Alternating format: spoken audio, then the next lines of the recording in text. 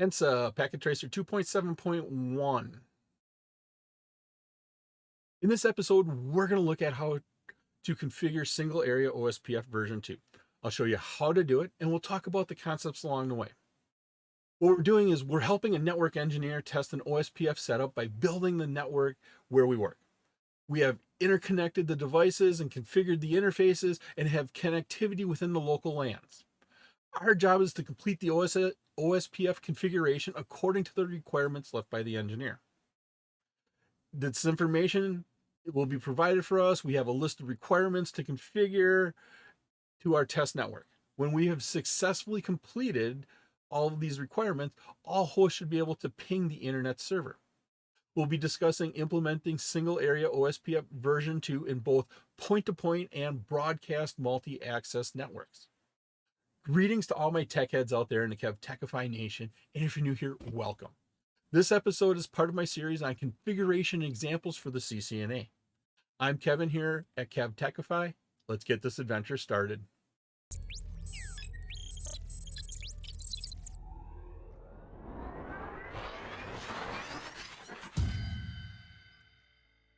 Packet Tracer Lab 2.7.1 Single-Area OSPF version 2 configuration. Here I got my Packet Tracer Lab open. On the left side, I have the topology, our work area. We'll go in and configure all of our devices. On the right side, I have the instructions. I'm using the Packet Tracer activity window that opens up with Packet Tracer when you open up that Packet Tracer file. Looking at our topology, you can see we have multiple areas on our networks. We have multiple networks. We have a lot of devices. We have 4 routers that we're responsible for. Actually, we have 6 routers. We have 6 switches. We have several end devices on there we're responsible for. But here's our addressing table. It lists all of our devices, the interfaces, and what addresses and prefix or subnets that should go with them. Down here, our background is we're helping a network engineer set up a network. He had to leave. We have to finish it according to what he has given us. The requirements are listed at the end here. So our instructions are configure the network to meet the requirements. Pretty simple. And then here are the requirements. Use process ID 10 for OSPF activation on all routers. So anything time we go into OSPF, make sure we are using the process ID of 10. First requirement, activate OSPF using network statements and inverse masks on the routers in the headquarters network. Activate OSPF using network statements. So we need to go into the routing protocol, put in our network statements and wildcard masks on all routers in the headquarters network. Right here is our headquarters network. These are our 3 routers that are in the headquarters network, P2P1, P2P2, P2P3. We need to go ahead and enter in the network statements for the networks that are directly connected to each one of these routers.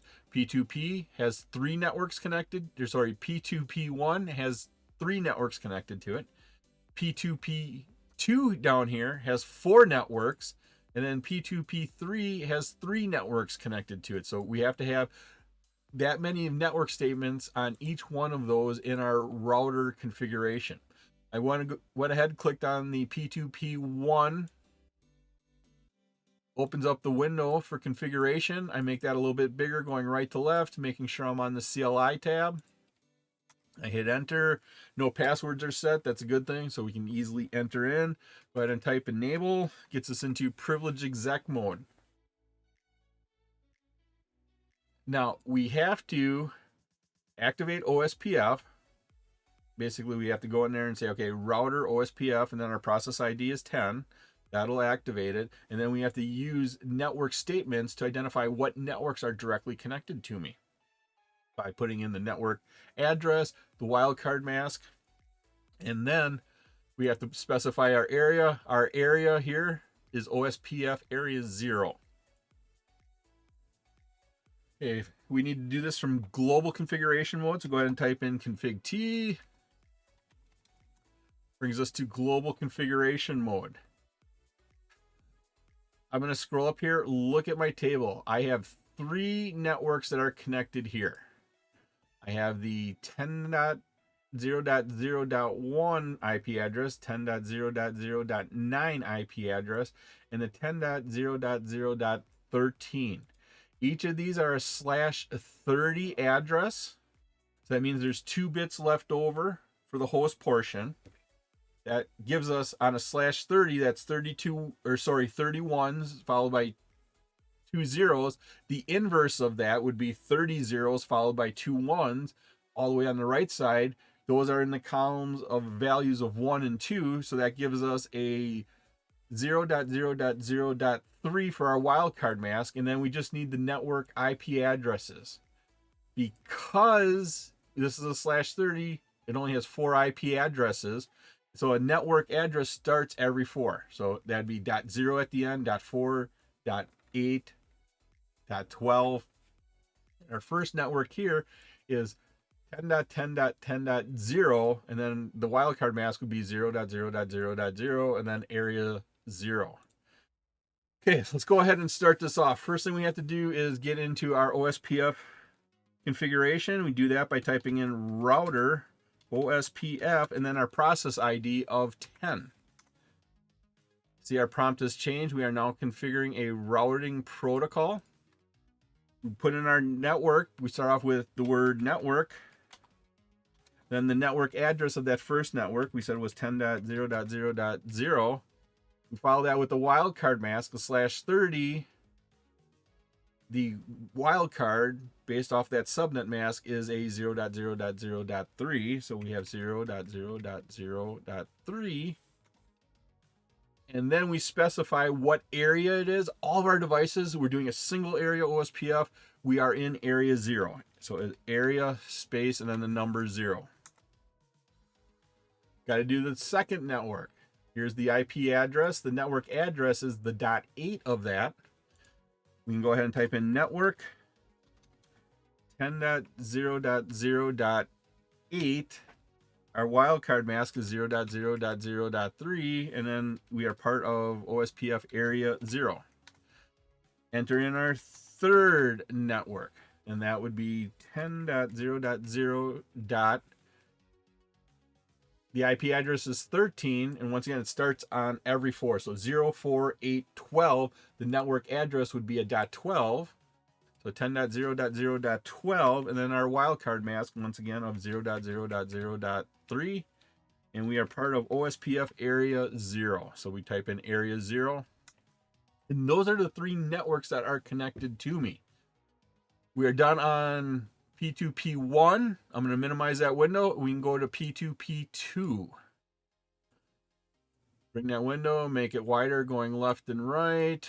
Click on, make sure we're on the CLI tab, hit enter, type enable to get into privilege exec mode, config T to get into global configuration mode. Then we need to go in and work on our routing protocol of OSPF. To do that, it's router OSPF, and then we're using the process ID of 10 for all of our devices. Now we can go and enter in our network statements. Here in our addressing table, we can see we have 4 addresses assigned to us. First one, 10.0.0.2 with a /30. Once again, remembering it starts on every 4, so the network address here is .0. Let's go ahead and enter that one in. Network 10.0.0.0. We have the wildcard for /30 is the 0.0.0.3 again. So 0.0.0.3. And we are all part of area 0. First network is in. Second network is this IP address 10.0.0.5. Network address, once again, it starts on every 4, so 04. Network address is .4 for this. I got a system update saying, okay, we now have a new adjacency because we've added this in. We've started up OSPF, we've added in a network. We now have this adjacency. Our second network is network 10.0.0.4. Wildcard mask once again is 0.0.0.3, and we are all part of area 0.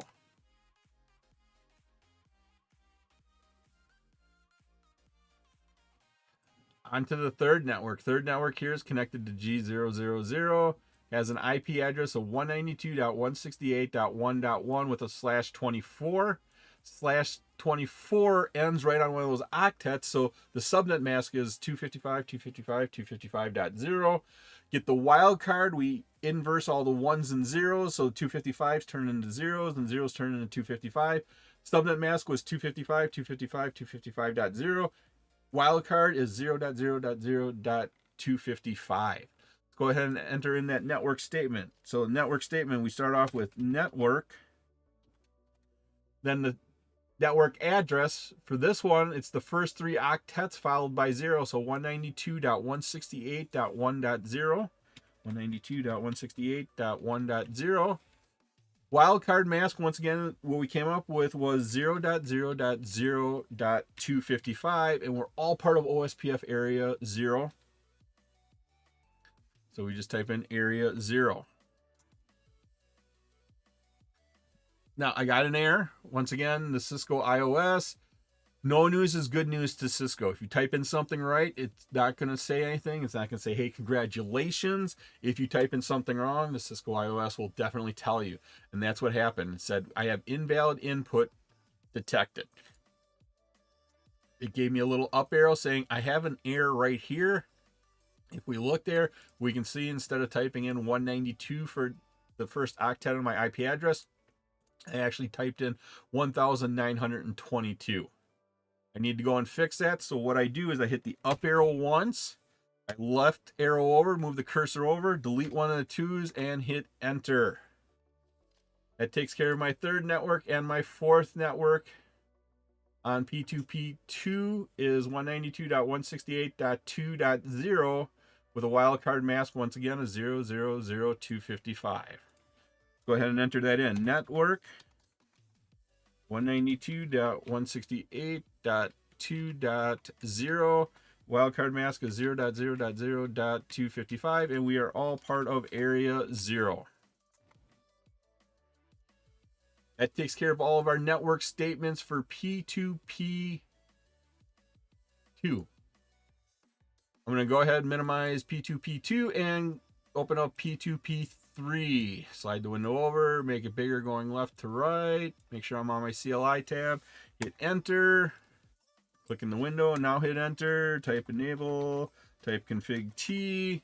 First thing we need to do is activate OSPF and go into the configuration of it. We do that by typing in router OSPF and then our process ID. Process ID for all of our devices is 10. Now we can enter in our network statements. On P2P3, we have 3 networks. We have a couple of the /30 networks again, and then we have one /28 network. Okay. We're going to go ahead. We're going to start entering in our network statements. So for the first network, 10.0.0.6 is the IP address. Remembering it starts on 048 and you always go to the lower number. This would be 10.0.0.4 /30 for a wildcard mask. Once again was 0.0.0.3. Let's go ahead and enter in our new statement now. It's network network 10.0.0.4, and then our wildcard mask is 0.0.0.3. And then we say what area. We are all part of that single area OSPF with area 0. Once we've activated it, we actually look and see we now have adjacencies starting because we have OSPF set up and we actually configured our first network on there. We can go on to our second network statement. That is for this IP address. That network address is 10.0.0. The IP address ends in 10. So 04812. You take the one that's right above the network. So, or you take your IP address and then go down to that address. So this would be 10.0.0.8 for our network address. Command is net. Okay, we got to spell network correctly. I'm just having a bad time. So starting over, our command is network. Then our network address at 10.0.0.8, our wildcard mask, once again, we are on a /30, is 0.0.0.3, and we're all part of area 0. The last network on P2P3 is this 192.168.3.0 with a /28. /28 is our subnet mask. That's 28 ones followed by 4 zeros. Wildcard, we inverse that. So now we have 28 zeros followed by 4 ones at the end. The 4 ones, the values of those columns is 1, 2, 4, 8. Add that up. 8 plus 4 plus 2 plus 1. That gives you 15. So our wildcard mask is 0.0.0.15. Our network statement here is network space 192.168.3.0, and our wildcard mask is 0.0.0.15, and then we are all part of area 0.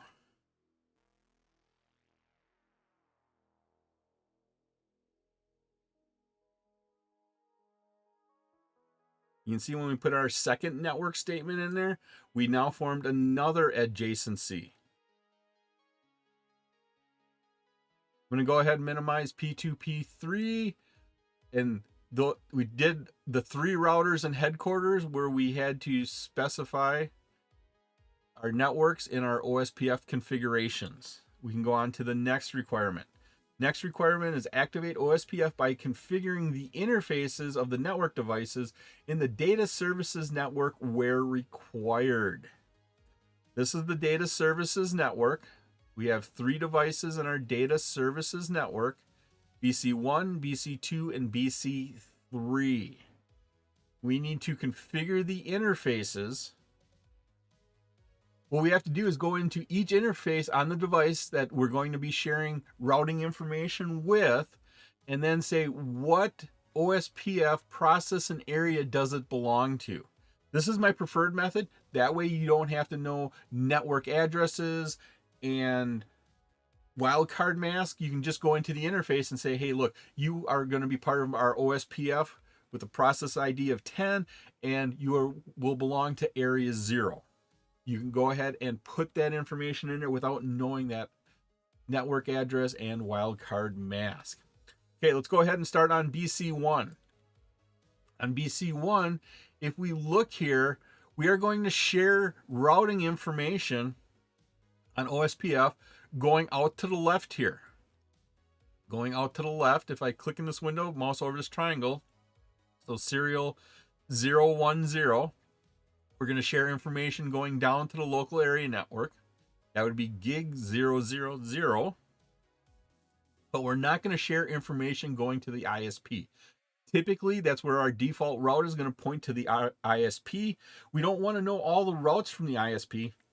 We just want to know about all the routes on the devices we can control.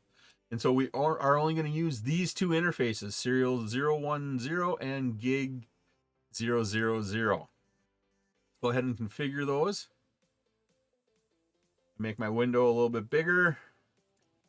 Hit enter. We're in user exec mode. Type in enable to take us to privilege exec mode, and then global configuration mode, config T. From here, we enter into each interface. So we'll go into the first interface. Interface gig 0/0/0. Once we're in there, now we can go ahead and say, okay, you're going to be part of the OSPF that we're running, and you're going to belong to area 0. Once again, OSPF routing is part of the IP suite. So we start off with IP space, and then we're dealing with OSPF. So the next word is OSPF. Then we have to say what process ID, and we're going to use process ID 10 for everything we're doing. So OSP or IP OSPF 10, and now we say what area do we belong to? We belong to area 0. All of our devices for our single area OSPF are going to belong to area 0. That's all we have to do. No network addresses, no wildcard mask. That's all we have to do. Go ahead and enter. That configures that interface. Next interface we have to do on BC1 is that serial 010. We can go ahead and change right into that, typing interface space serial 010.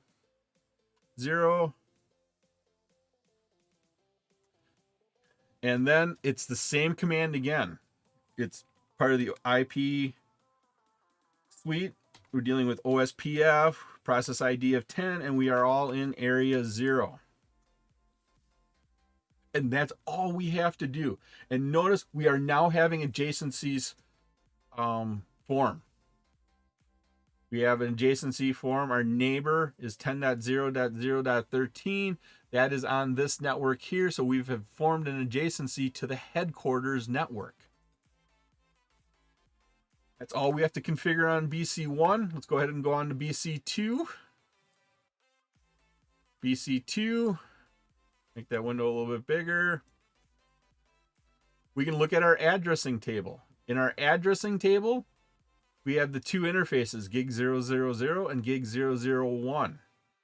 Go into those interfaces and tell them they will be part of our OSPF area 10. Okay, so I'm in the BC2 window, hit enter, type enable to get into privilege exec mode, type config T to get into global configuration mode. Now we go into the interface. So we go into interface gig 000. And then this is where we say you're going to be part of OSPF. And that command once again is IP space OSPF, process ID of 10, and we belong to area 0. That's it. Once again, no network, no wildcard mask. That's why I like this method.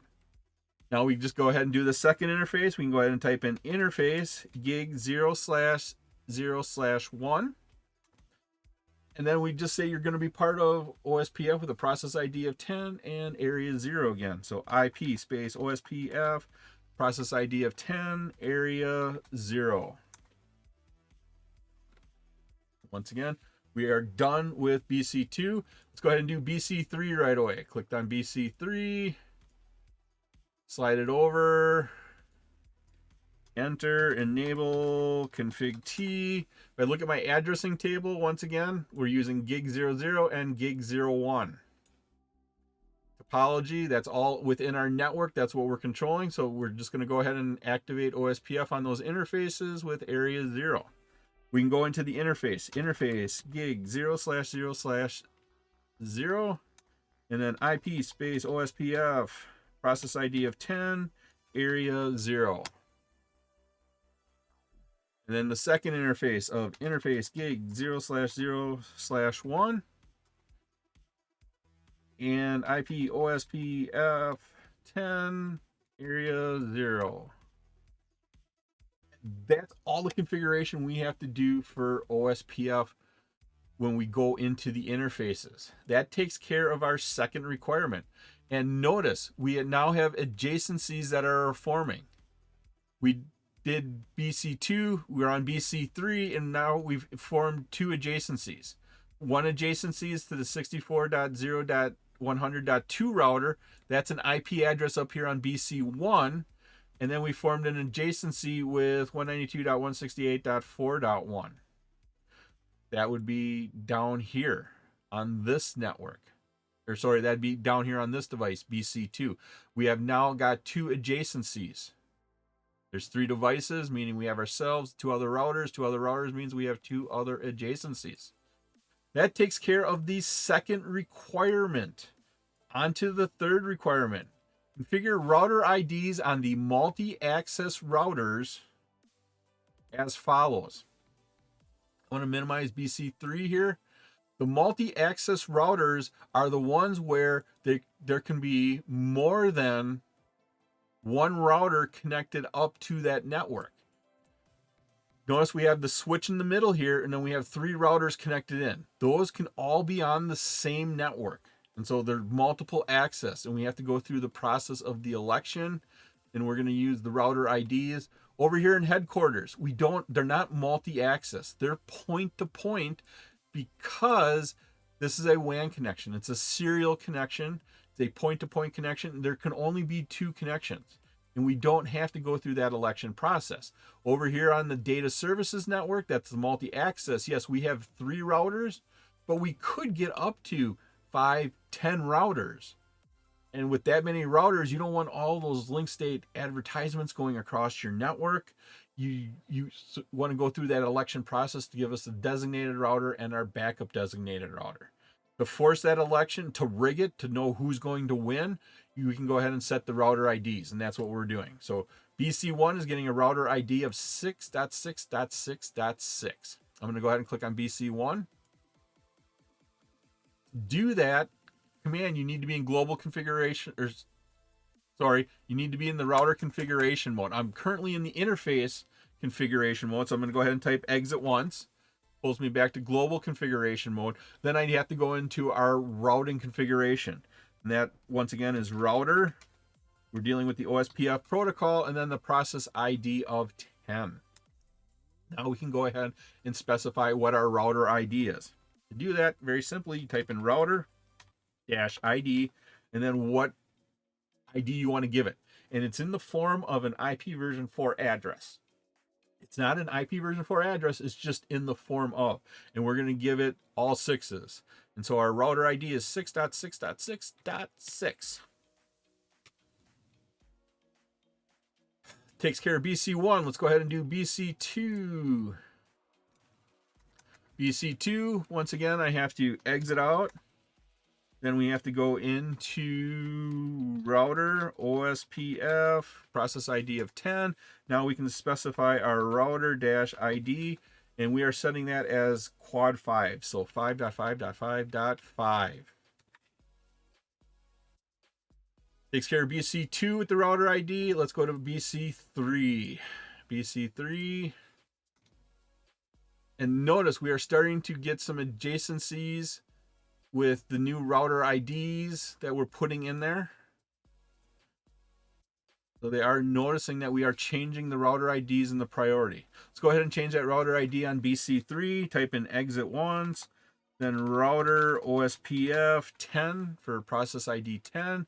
And now we can say router-ID, and we are setting it to quad 4. So 4.4.4.4.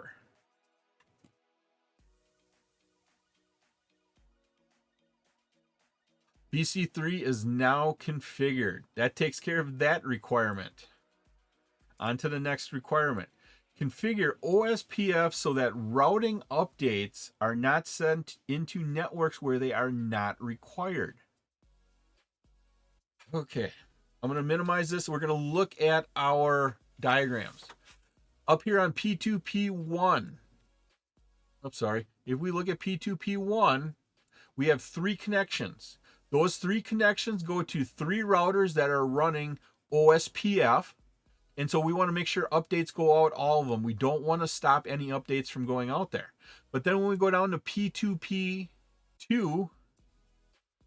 we have 4 connections. 2 of those connections go to routers, which happen to be OSPF enabled routers. So we want to make sure the updates go out there. But then the other 2 routers, they go down to these local area networks down here. On those local area networks, there are no OSPF enabled devices. So we don't have to send updates out those interfaces.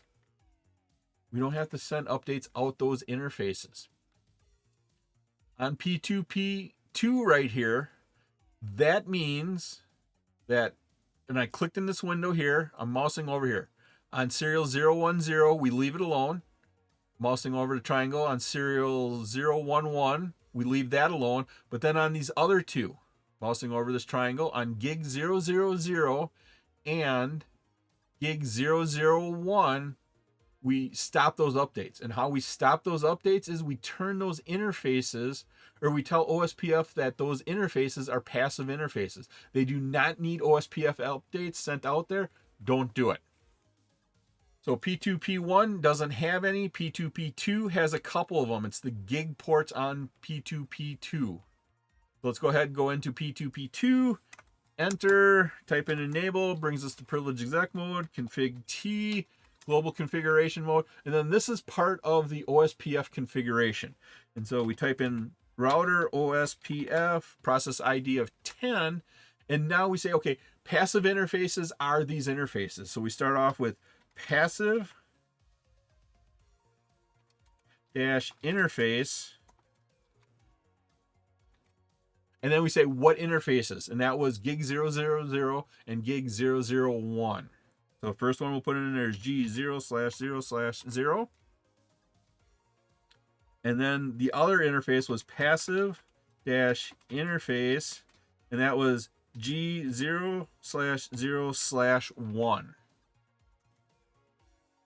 Those two interfaces were passive. Looking at our topology, we have on P2P3, we have two connections that go to the OSPF enabled routers, but one goes down to this local area network. If I mouse over it, it's our gig 000 interface. So we want to make that a passive interface. I'm going to go ahead and click on P2P3, log into that, enable config T. And once again, it's part of the OSPF routing. So it's router OSPF and a process ID of 10. And then we say passive dash interface. And that, whoops, incomplete command. Notice once again, I forgot to type in my interface. Cisco yelled at me.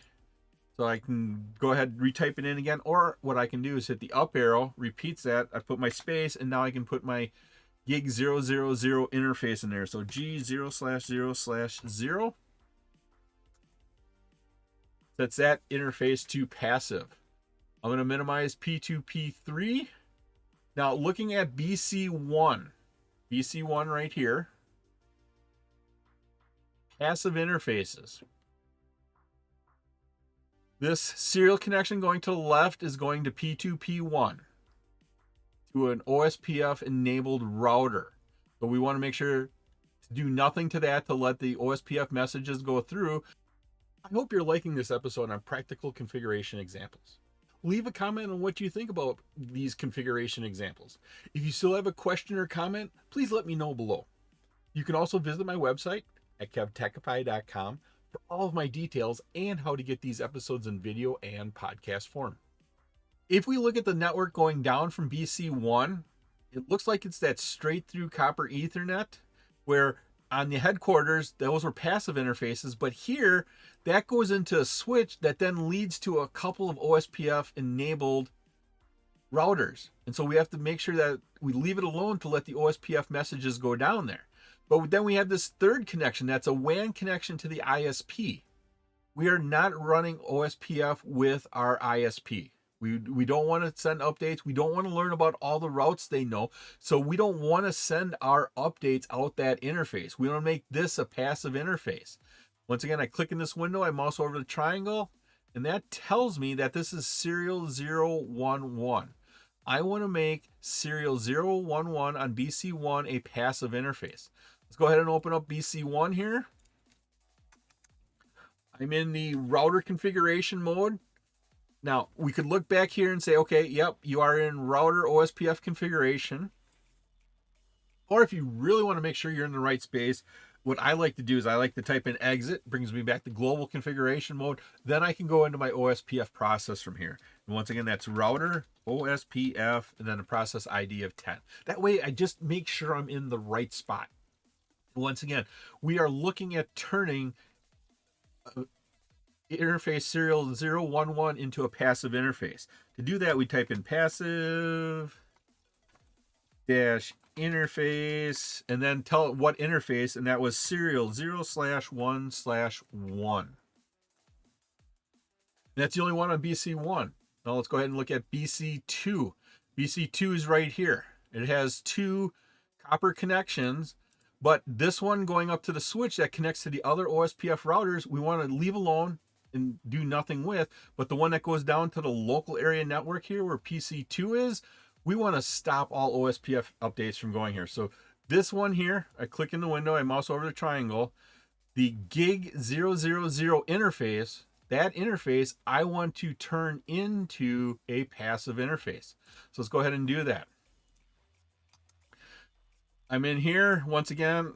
I can look and see that I'm probably in the right spot, but I like to just type out exit once. And now I can go into the router process of OSPF here, and we can configure our passive interface. Passive dash interface. And once again, that interface here on BC2 was gig 000. So gig 0/0/0. And let's go ahead and minimize BC2 and BC3. Right here is BC3. Got two connections, one going to the other OSPF enabled router, so we don't want to do anything there, but the one going down to PC3, we want to make into our passive interface. I clicked in the window, moused over to triangle. That's telling me it's gig 000. So let's go ahead and turn that into a passive interface. I type exit, router, OSPF 10. I could have stayed where I was, but I just like to make sure. And then we're dealing with the passive interface here of gig 0/0/0. And we have turned those interfaces into a passive interface. That completes another requirement. That completed this requirement right here. On to the next one. Next requirement, configure router BC1 with the highest OSPF interface priority so that it will always be the designated router of the multi-access network. So give it the highest possible priority. That way you're rigging the election that BC1 here will always be the designated router. Well, to do that, let's go into BC1. We do that on the interface itself. We set the OSPF priority on the interface. Now, the interface we're going to use here, when we look at this, is this interface right here, the gig 000. So on the selection that happens in this multi-access network right here, once again, this is the multi-access network. The election happens here. We're going to say BC1 is always going to have the highest priority, and that's on this interface. If we mouse over it, it'll say gig 000. So we're going to make gig 000 the highest priority. So I am in router OSPF routing protocol configuration. I type exit once. I'm in global configuration. Now I can go into that interface. That interface, once again, was G 0/0/0. So now I'm in that interface, and now we can go ahead and set the priority. Once again, we're dealing with the IP suite, so it's IP. Then we're dealing with the OSPF routing protocol, so the next word is OSPF. And then we're setting priorities. And so it's priority. Gotta spell priority, right? And then the highest priority possible. If you don't remember what it is, you can put a space and a question mark, and it'll give you the range of 0 to 255. The higher the number, the better chance you are going to win that election. 255 is the highest number. When it sees that, it'll go through the election process, and BC1 will be there. So we want the highest number, so we'll go ahead and put 255 in there.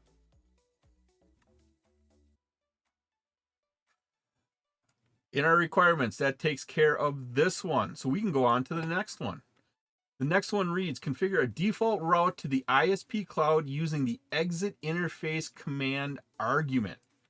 Configure a default route to the ISP cloud using the exit interface. So we got to set up a static route that points all traffic. So we're going to use quad zeros out the interface that points to the cloud. I'm going to go ahead and minimize BC1 here, but we're talking about BC1 because they're the one directly connected. So that's on BC1 is where we're going to set up that default route. It's a static route, but it's a special static route that's going to take anything that made it through looking at all the routing entries.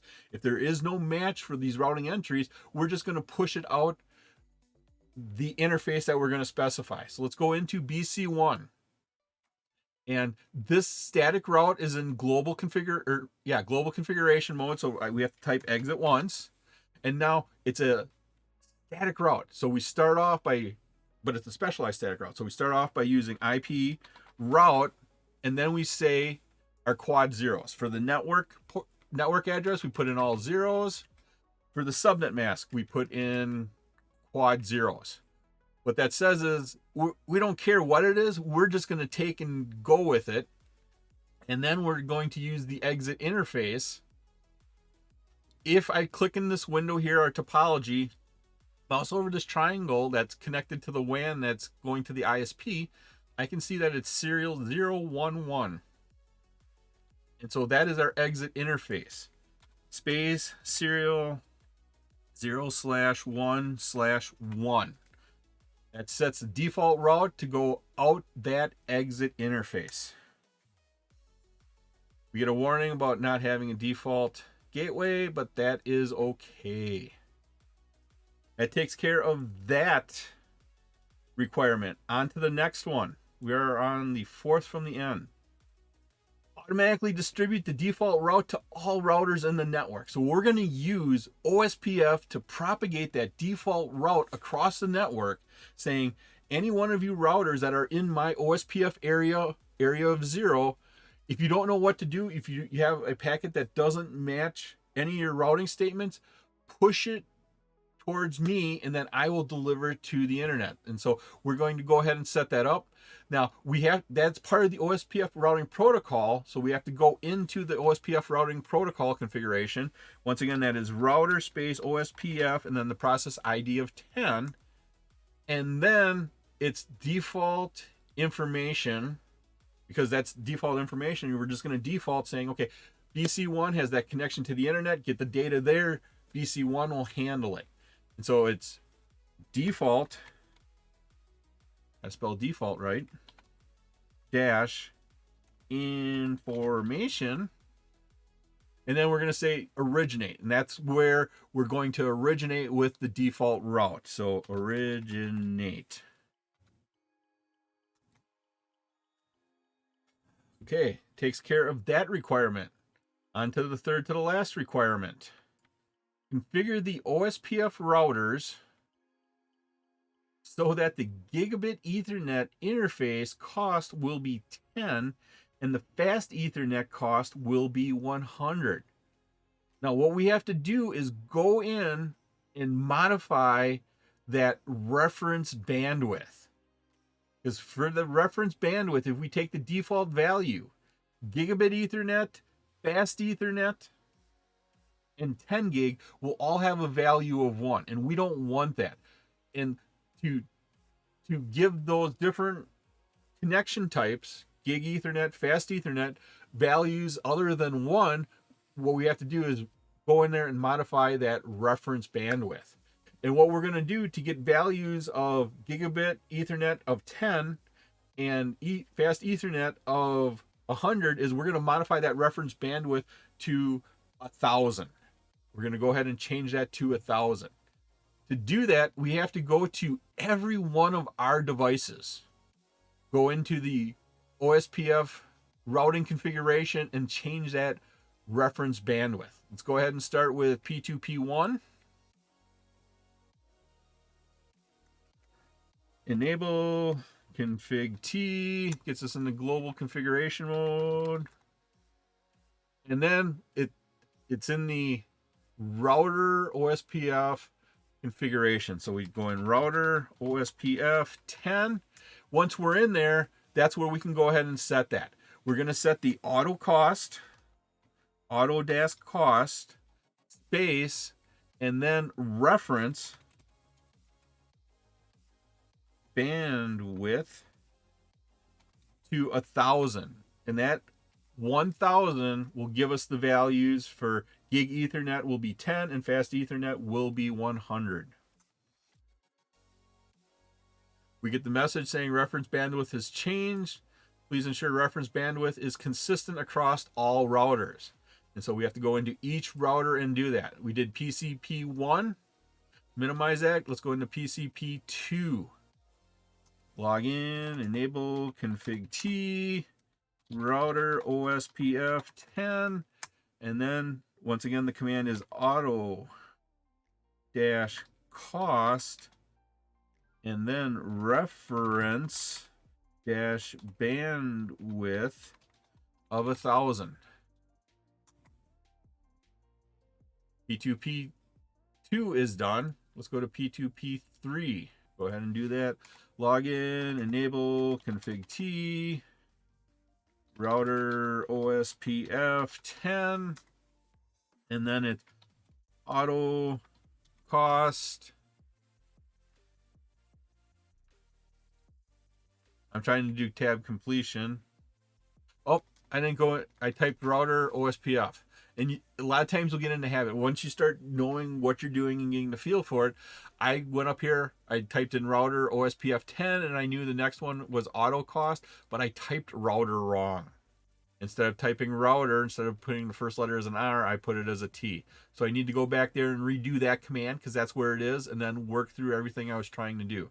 What I'm going to do is up arrow once, left arrow over, change that T to an R. Now, I still didn't spell router right. Now I spelt router right. Now I can go in and put that auto cost reference bandwidth of 1,000 in there. So auto cost reference bandwidth of 1,000, and I'm using tab completion in there so I don't have to type in auto cost reference bandwidth all the time. So auto dash cost reference dash bandwidth of 1,000. That takes care of P2P3. I'm going to go ahead and minimize the window. All we have to do left is the routers in our data services network. Here on BC1, go ahead and click on that. I need to go back to global configuration mode just to make sure I'm in the right spot.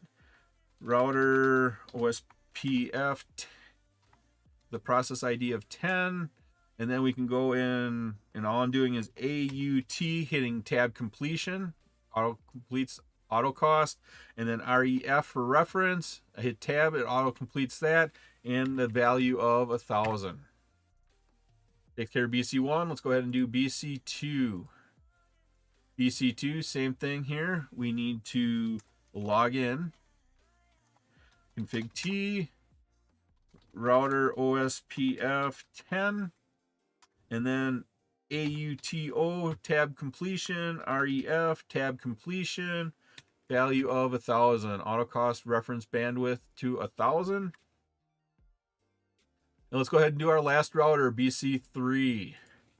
Log in, enable, config T, auto tab. Oh, sorry, we have to go into the OSPF configuration. So it's router OSPF 10. Now it's auto tab ref tab 1,000. That's that. We have now set the reference bandwidth to 1,000 across all of our OSPF enabled devices. That will allow us to differentiate the speeds of our gig Ethernet and our fast Ethernet when it goes and it calculates the cost. Takes care of that requirement. On to the second to the last requirement. Second to the last requirement is configure the OSPF cost value of the P2P1 interface serial 0111 to 50. What we want to do is on P2P1 serial 011, and I clicked in the window, I'm going to mouse over. Serial 011, what we're looking for, is this connection that goes from P2P1 to P2P3. We want to increase the costs there. Now, for some reason, we don't want traffic to go across this network. We want to force it to use the other path in our redundant network triangle here. We want to give it a high cost. Now, we don't want to necessarily get rid of the path. We just want to force traffic to use the other path. One possible scenario is these are WAN connections and you buy them from an internet service provider. This left one here could be one you pay a monthly fee and you can send as much data across that as you want. Where the right one is sort of your backup one, it's the emergency one, and there you pay for every megabyte you send across that. And so you want to minimize the traffic going across that, and how we can do that in OSPF is increase the cost. And so that's what we're going to do, is increase the cost of this network in OSPF by specifying that cost right here on this serial, on serial 00111 011 on serial 011. Okay, let's go ahead and go into P2P1. I am in router OSPF configuration yet, so I go ahead and type in exit. We want to go into that interface. Once again, that was interface serial 0/1/1. And now this is where we want to set that priority. Here, it's part of the IP suite. We're dealing with OSPF, and then we want to set that cost. And so the keyword here is cost, and we want to raise it to 50, which when we start looking at the other cost of our networks, may be a little bit higher. So IP OSPF cost 50. It sets that at a higher cost. That takes care of that. On to our last requirement. Our last requirement here is to configure the hello and dead interval timers on the interfaces that connect P2, P1, and BC1 to be twice the default values.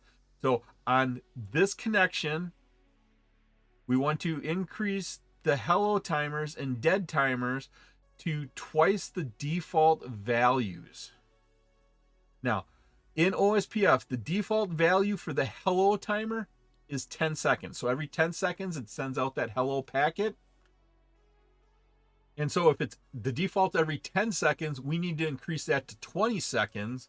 And then the dead interval timer is 4 times the hello timer. And so if we increase the hello timer to 20 seconds, we have to multiply that 20 times 4 and increase the dead interval timer to 80 seconds. Let's go ahead and get that done. On P2, P1, let's go into that. Now, to set those configurations, we actually have to go onto the interfaces themselves.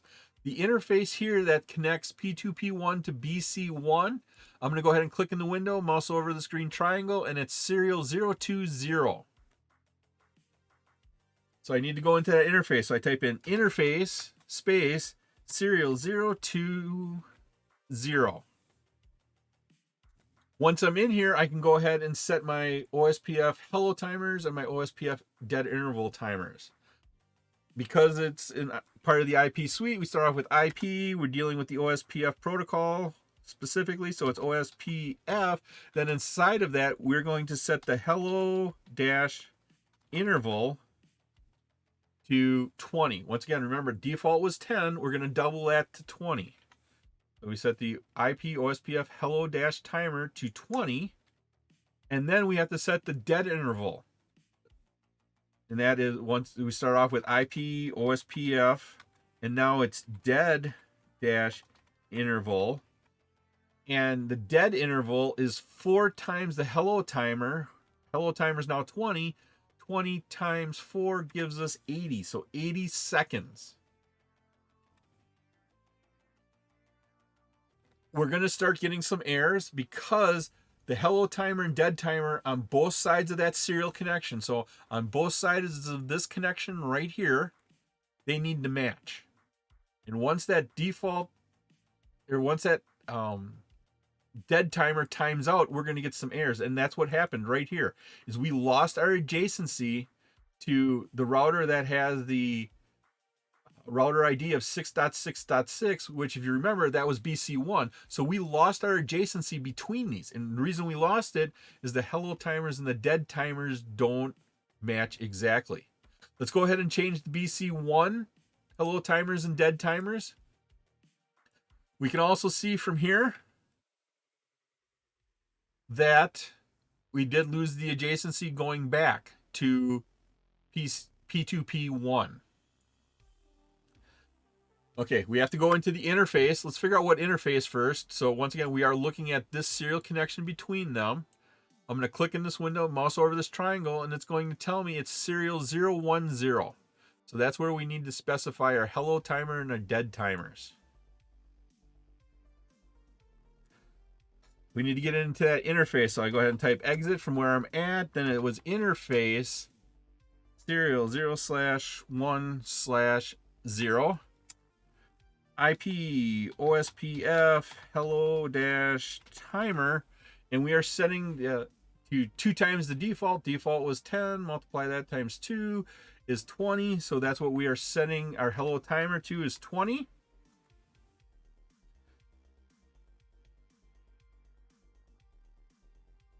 Oh, okay. Once again, Cisco's yelling at me because I typed something wrong here. It's giving me a carrot saying you have a problem right here. Well, I spelled hello dash timer correctly, but it's not hello timer. It's the hello interval. And so not hello timer, but hello interval. So let's go ahead and change that. I hit up arrow once, left arrow over, delete the word timer, and then type in interval. That changes the timer to 20. And then last thing we have to do is IP, OSPF, change our dead dash interval to 4 times the hello timer, or 80.